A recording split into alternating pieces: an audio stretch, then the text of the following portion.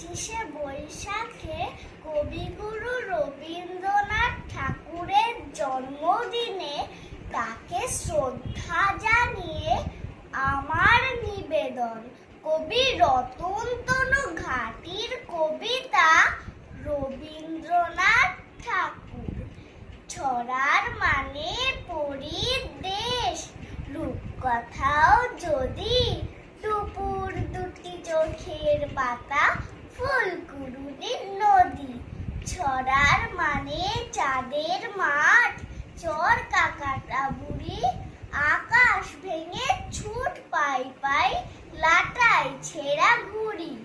ছড়ার মানে শালিক টিয়া, কদম জুথি হেনা, মাঠ ভর্তি কাশের ফুল, এসব জানে কে না। ছড়ার মানে কেউ কি জানে বৃষ্টিটা পুট আসলে সব